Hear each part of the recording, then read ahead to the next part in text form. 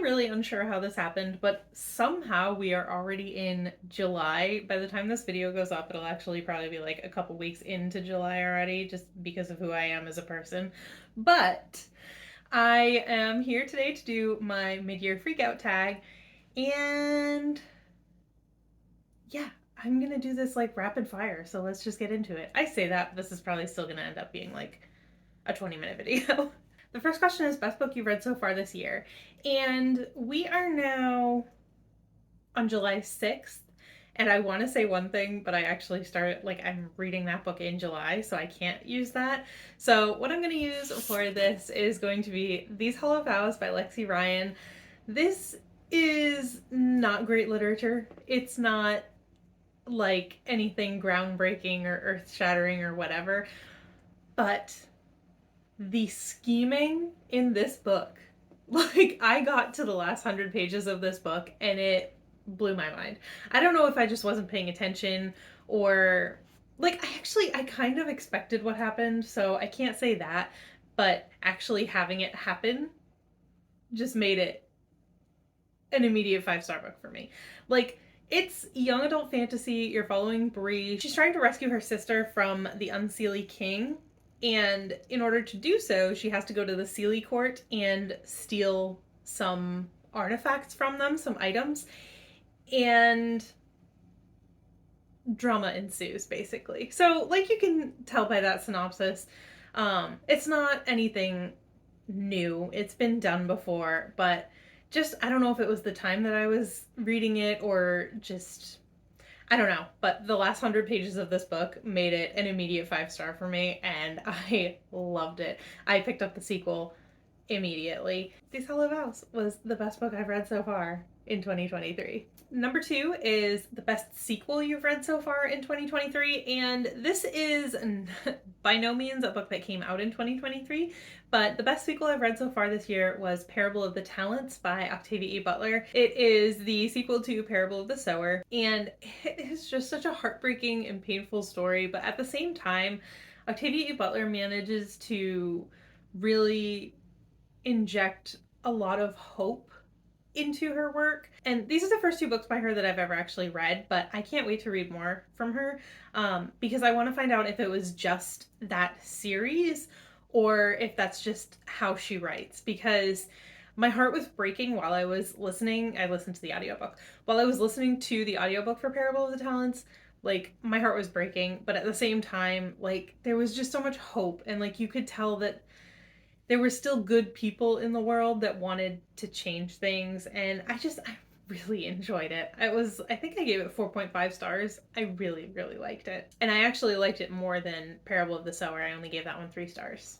So number 3 is a new release you haven't read yet, and for this I have, well, when I made my notes for this video, like a couple weeks ago, I had 2. So I'm going to mention both of them, but I will say that I am already 75% through one of them. So let's start with Happy Place by Emily Henry. This one, I am holding up the dust jacket because I did start it, but I'm only a couple pages into it. I love Emily Henry, so I was really excited when this came out. I don't know if it's going to be a new favorite Emily Henry. Like, I think Beach Read will always be my favorite, but this one is about a couple who met in college. They've been together since then, but like 5 or 6 months ago they broke up, but they didn't tell their friends, and now they have to go on a, well, they don't have to, but now they're going on a group vacation with their friends, so they're going to pretend that they are still together. And yeah, I want to read it. I'm excited. And the other one is Fourth Wing by Rebecca Yarros. That's the one that I am now, I think, 77% through. And I'm loving it so much. Like I said, when I made my notes for this video, I hadn't started it yet, but now I'm already almost done with it. So I can't really say that it's a new release that I haven't read yet. But just so you know, when I made my notes, it was on there. Number 4 is your most anticipated releases for the second half of 2023. I have 2 of them. The first one is not The Liar's Knot, but it is Labyrinths Heart, which is the, I believe, 3rd and final book in a trilogy. The Rook and Rose trilogy. The first one is The Mask of Mirrors. The second one is The Liar's Knot. I am actually still currently reading The Liar's Knot. So I need to hurry up and finish this because Labyrinths Heart comes out in August, I believe. So yeah, I'm super excited for that, but I have to read this first. And the second one is, I feel like, on most people's Midyear Freak Out tags that I've watched thus far, and it is the prequel to Legends and Lattes, Bookshops and Bone Dust. It comes out in November, I believe, according to Goodreads anyway. I loved Legends and Lattes when I read it earlier this year. I think I gave it 4.5 stars, and I'm just super excited to see if the prequel, I keep wanting to say sequel, but it's a prequel, if the prequel kind of lives up to Legends and Lattes, because I loved this book. Number 5 is your biggest disappointment of the year so far, and for me, that was definitely Behind Her Eyes by Sarah Pinborough. All I heard about that book before I read it was about the twist at the end. Like, in the last few pages, there's this huge twist, and it's crazy, and it like blew everybody's mind. And while that's true, the rest of the book, like, you're just reading hundreds of pages about a cheating couple. So, like, that wasn't super exciting to me. I like to go into my thrillers pretty blind, so I didn't really like read the synopsis or like know anything about it before I went into it, except about the twist. And that ended up being a bad decision that time because I'm really not interested in stories about cheating. It's just not my thing. So, yeah, that was a huge disappointment, although the twist was very good. Number 6 is your biggest surprise. And for this one, I picked a book that was not a surprise because it's really good or anything, but I'll explain. So, my biggest surprise of the year has been Hush Hush by Becca Fitzpatrick. This was actually one of my read or unhaul books for the first half of the year, and I fully expected to absolutely hate this. Like, why did I want to read a book at all that I was going to absolutely hate? But, like, I wanted to give it a shot just because, like, it sounded like something younger Sarah would have really liked. So, I figured I would at least give it a shot. I figured it would probably be a DNF, like, whatever. I don't know if it was just like the week I read it, but I actually really enjoyed this book. I enjoyed this book so much that I ended up getting the audiobook of the second book, Crescendo, from my library directly after I finished this. And again, not great literature. It's very dated. It's very, you know, white and straight and just very early 2000s. But I had a good time with it. For what it is, I had a good time with it. I have a thing about angel books, and the thing is that I have never really liked one. So this actually ended up probably being the only angel book I've ever kind of liked in my life, enough to, you know, listen to the audiobook for the second book, like to continue on. I didn't continue from there. It's a 4-book series. I got through 2 of them. I will probably never finish it. I think I already put it as a DNF on my little like, I have a series tracker spreadsheet, and I'm pretty sure I already marked it as a DNF series, but for what it was, for when I was reading it like the week I was in, it was a big surprise that I actually enjoyed it. So number 7 is your favorite new author. It can either be a debut author or a new to you author, and for this I also have 2. One of them is Lexi Ryan, because These Hollow Vows was my first 5-star fiction book of the year. So, obviously, she's doing something right. And I definitely want to check out some of her other work. I know she does write, what, like normal romance, I think? I don't know. But I definitely need to check out more by her. The second one is B.A. Paris, who wrote The Prisoner, which I read last month, a couple months ago, and really, really enjoyed. I'm very excited to check out more of their work as well. So those are 2 authors that I will definitely be reading more from in the future. So number 8 is Newest Fictional Crush. And I feel kind of past the point in my life where I have fictional crushes. But if I had to pick one, I would probably say Wax from The Alloy of Law, the second era Mistborn. I just in general, I tend to love Brandon Sanderson's characters, but like, I really liked Wax when I read this. I fully thought before I started this book that I was just not going to enjoy it and I was just going to be disappointed. but reading it just reminded me how much I love Brandon Sanderson's writing and his characters. And Wax was just a really good main character. I really liked him. So, yeah, like the witty banter and, just everything about it. I just love this. So if I had to pick a fictional crush, I would probably say Wax from Alley of Law. Number 9 is newest favorite character. And this is the only one that I'm going to kind of cheat on. We're going to move back to, what was it, question 3, where I was saying that, sorry, I just knocked the table. Where I was saying that I haven't read Fourth Wing yet, or like Fourth Wing was on here when I wrote my notes, but I hadn't read it at that time, but now I'm almost done with it.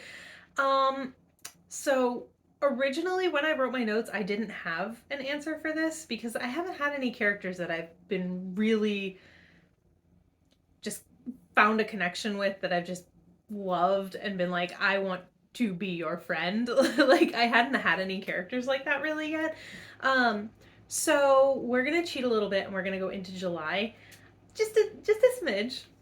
And my newest favorite character is gonna be Xaden Ryerson from Fourth Wing, because I just love him.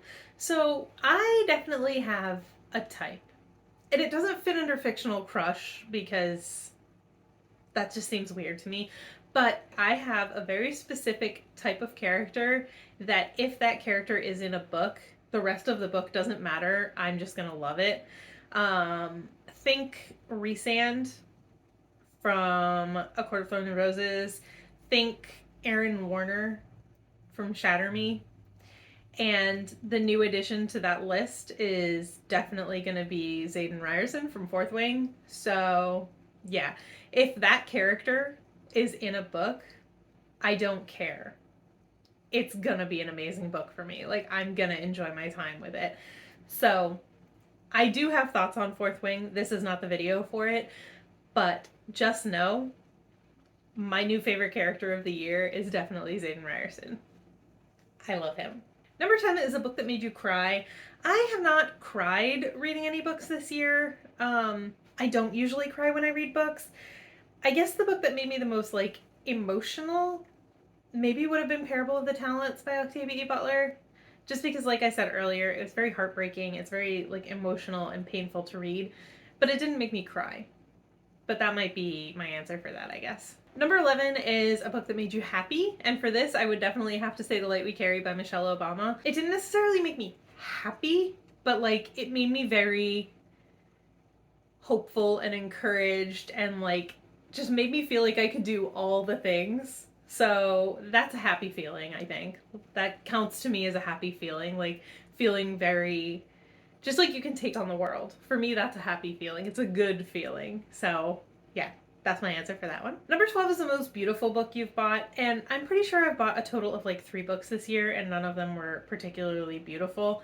If I had to pick one of the books that I've bought this year, I guess this one, because it's cute with the little fruits on the cover. It has like fruits and flowers and stuff on it. But yeah, I don't know. I haven't really bought any like really beautiful covers yet this year. I need to finish this up because it is getting really hot in here. Okay, number 13 is what books do you need to read by the end of the year? And I am happy to say that I had earlier, like in the beginning of the year, I made a video that was the top 5 books that I wanted to read in 2023. And I am happy to say that I have at least started all of them. So things I need to finish before the end of the year, Malice by John Gwynne and The Liar's Knot by M.A. Carrick for sure. But I've started everything on that list. I do, however, have a brand new stack of Reader Unhaul books, which will be coming in a video soon. So I guess these 6 books would count as books that I need to read by the end of the year. But I'm not going to tell you what they are yet because I want you to watch that video to find out. And number 14 is your favorite book community member. And for this, I have a hard time with questions like this because I'm always discovering new channels that I'm really enjoying. But one that really stood out to me, like at this current moment today, is Sylvia. Her channel is Library Unbounded. I will link her in the description below. She plays a TBR game. It's called Lord of the Reeds. It's based on Lord of the Rings, and it's really fun to watch. So that's how I found her, and then I just started watching more of her content, and I just really enjoy the videos that she makes, as well as she's very open with giving things away. So like she has a reading journal that she put together and she shares the templates with you for free. She shared like her game. She's just really fun. I really enjoy her videos. So if you haven't checked her out before, you definitely should. Like I said, again, I will link her in the description down below. And yeah, that's it for my mid-year book freakout tag. I made it to the end. It took 20 minutes. I don't know how long this video will actually be, but so much for rapid fire. Let me know if you've done this tag so I can go check yours out, and let me know what the book that you're most excited to read before the end of 2023 is. That's it for me today. I'll see you in the next one. Bye!